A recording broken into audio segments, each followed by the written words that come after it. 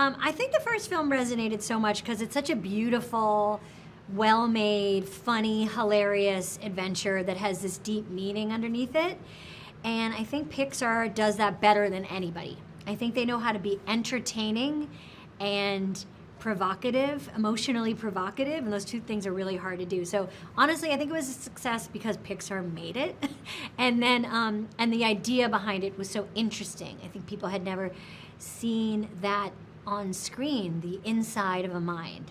And so I think that's why it was such a big hit. Let me just add one more thing about why it was a hit. 2 words, Pete Docter, because he's a genius. Okay, so in the second film, Riley, our character, is turning 13. She is, Joy kind of congratulates everyone for a job well done and thinks that their work is over, and then the puberty alarm rings and new emotions invade headquarters and take over and cause a lot of chaos. And those new emotions are embarrassment, envy, ennui, and anxiety. The other thing I think is so cool about the first movie and what you said about Pixar is Pixar, I think, is one of the last, a brand company names that people have generic faith in. Like, they will I will go to the theater to see whatever they make. And no matter what the storyline is, how the trailer makes me feel, I'm just like, oh, I trust. And I think that's really rare these days, that people have that kind of trust in, a group of people who are making a lot of different kinds of art. So that's one thing.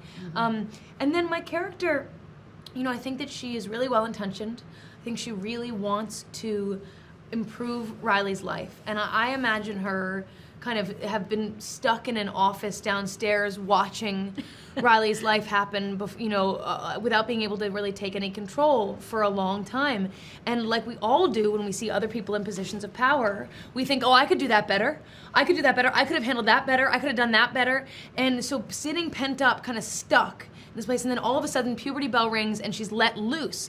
And it's like, the horse is running the hospital or whatever, and you're like, oh, now I'm in charge. Now I will show you how much better I can do. But it happens to most of us when we all of a sudden step into a position of power that we've coveted and wanted and thought we could handle well. It's actually extremely difficult to be in a position of power. And I think that this movie is anxiety figuring out that she can't do it better, at least not alone. Well, at first, Joy is excited that anxiety is here because she thinks another person that's got their eye on the prize. I like how the cut of her jib. And then she realizes very fast that anxiety is worrying about things that are in the future that aren't real yet. And she's kind of slowing things down and at worst making things frozen.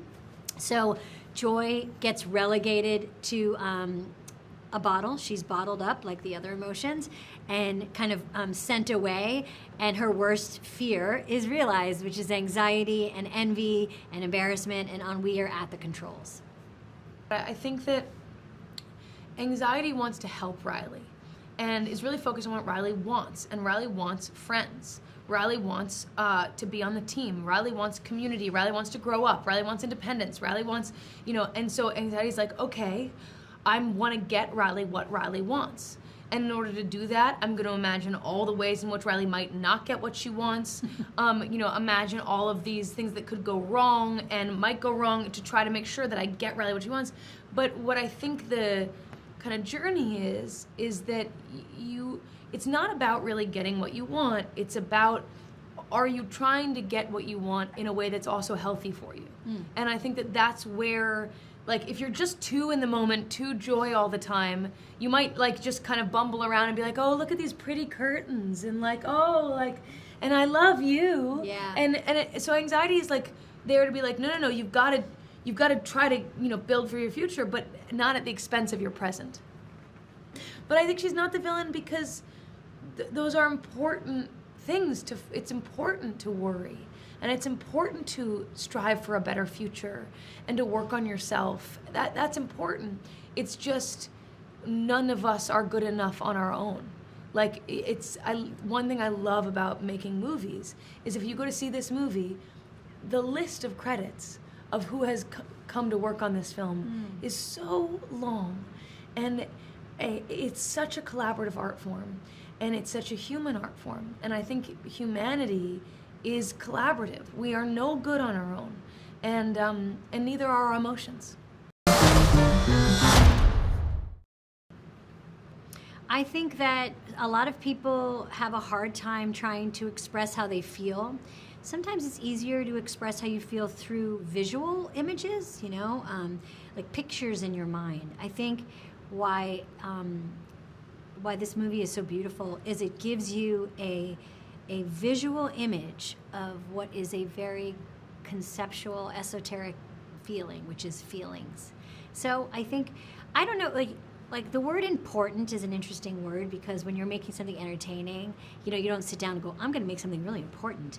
But it has become very beloved because I think it allows adults to talk to their inner child. I think it allows parents to talk to their kids. I think kids like it because it's funny and deep and they love the characters. And I think it allows kids to talk to their parents. 100%. In a different way, That's too. right, yeah. So it's just like a way to connect.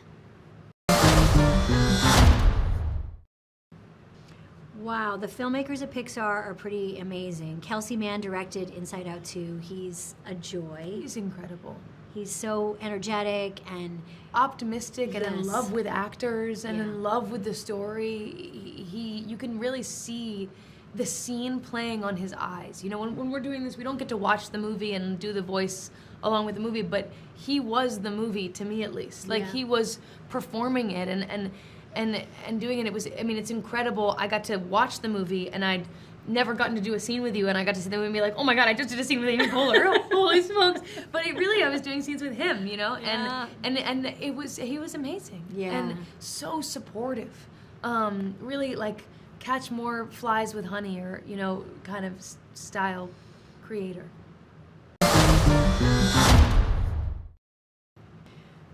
Well, the recording booth, for those that haven't heard this yet, is like kind of a lonely place. You're there by yourself. You're doing your own process, your own work usually. You're not usually with any other cast member. And the great editors at Pixar kind of build your performance together. And you're reading with the director usually, and you have to kind of imagine the other side of the scene. And what's great is that you can go back and fix and redo stuff. You can noodle with stuff. Pixar makes a ton of iterations of, I think there was something like 10 drafts of the script and 12 drafts of the screenings, and they tested and did it and reworked it. So you have a chance to go back. But yeah, it's a solitary experience in there.